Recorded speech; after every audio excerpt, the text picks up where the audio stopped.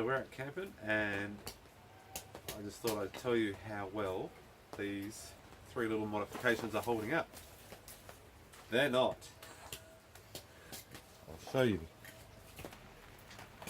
This is the one over the kitchen, and about 15 minutes ago, from all the rain we've been having, a big pool of water on there and on there obviously put too much pressure on my temporary fix, being the cable ties and a piece of tent pole like so, and it snapped and collapsed on us, and water went everywhere and nearly scared the crap out of me.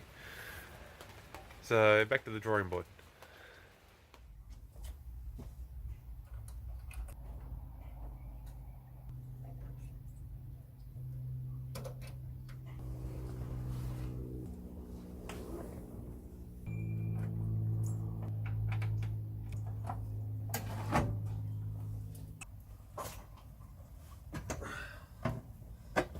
Rightio. Hi. A few people asked for a video so that they could actually understand what I'm trying to achieve here. So, in short, if anyone else owns a Ford fold camper trailer, or probably any type of camper trailer that has an annex like this one, you would know that the bars that go across from the trailer to the outside corners of the annex can be a real pain in the proverbial to set up. In particular, trying to get the hook through that sock and into the hole in the bar on the other side. So I've seen a couple of other people do something similar on the interwebs and Facebook, so thank you to those people for the idea.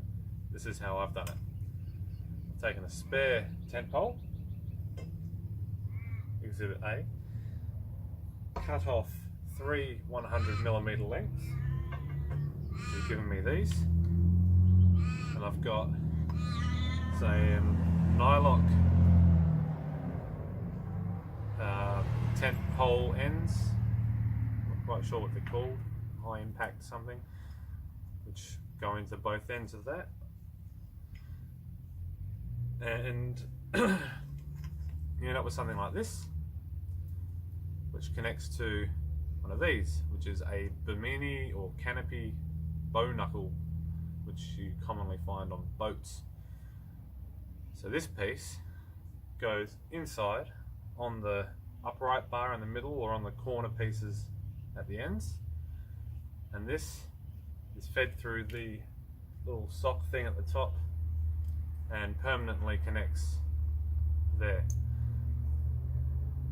That means this piece here is always hanging out on the outside and can be easily accessed, be it day or night, raining or not, preferably sunny though.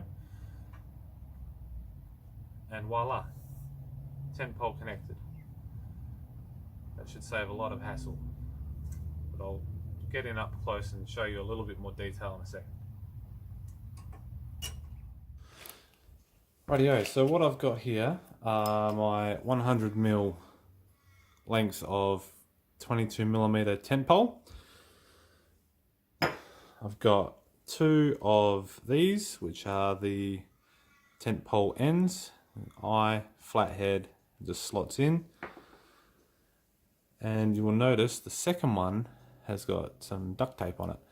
The reason being that when you insert them into the pole, some of them, like this one here, have a nice sort of snug fit like that, and some of them had a really loose sort of fit where they just went in and out.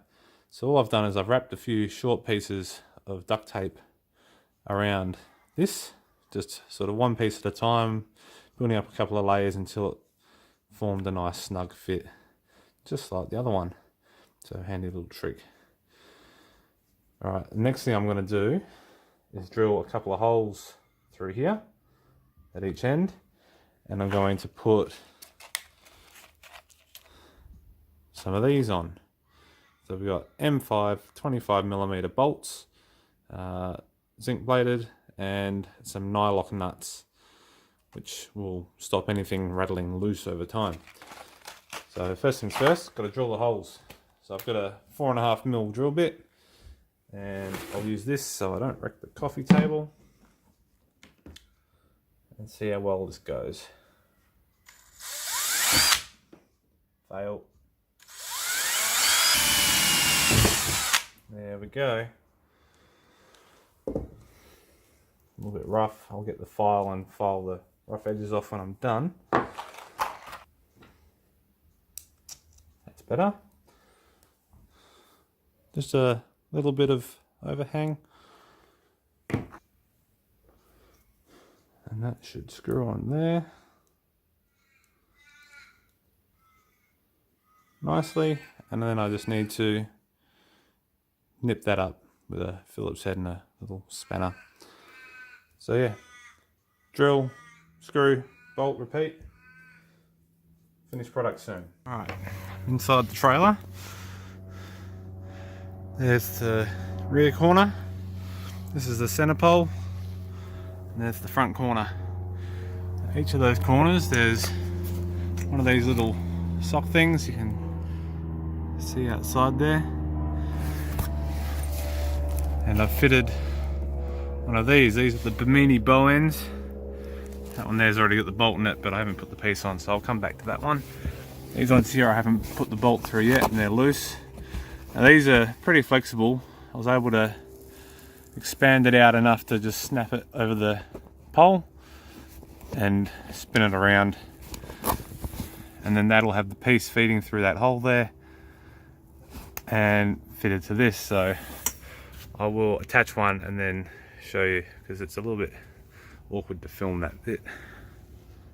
So last bit worth noting and testing, of course it's not a real test, I'm not out camping and not setting up the Annexe in full, but that'll be this weekend. It's just hooking that in, and once that's in, that should stay locked in when under pressure. Now once the canvas is on top and it's sort of tight, it's not going to move too much with a bit of luck, but I will test it this weekend and let you know. So yeah, we went camping over the weekend where I tested out the number 7 pole attachments, and needless to say they didn't work quite as I'd hoped, but I've found a solution. So as you can see here, we've got the original attachment. I haven't changed anything on the inside. All I've done is taken the flat little prong out, and we're left with a hollow tube plus the hole for the bolt. Now that pipe that I've used is just slightly wider than the poles, the number 7 poles. They're probably the same as this end. And so what I've done is I've taken the hooks and flattened them out. A little bit rough, but it doesn't really matter. Just using a vise and a hammer. And then I've taken it out of the pole, flipped it over, and we've now got a nice flat end. You know, alternatively you could have just cut it off, but you know, I thought I'd better leave it just in case I change my mind in the future. And now we just take this and slot that in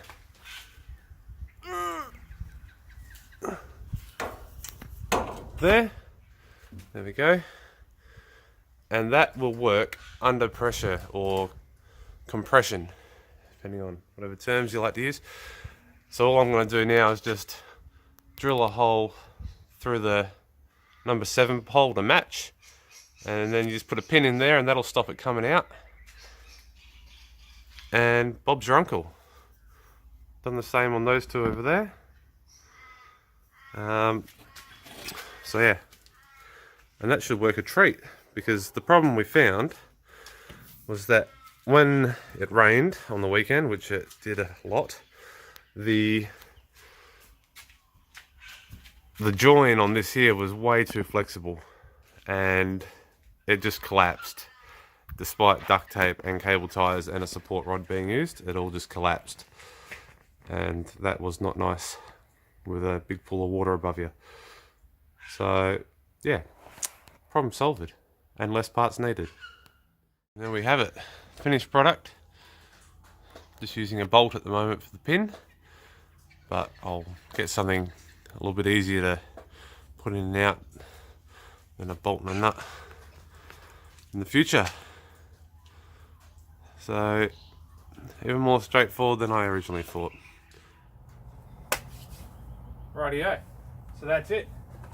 1, 2, 3, done. Hope you found that interesting, and if I do any more bits and pieces like this, I'll be sure to try and document it as well. Alrighty, see you in the next one.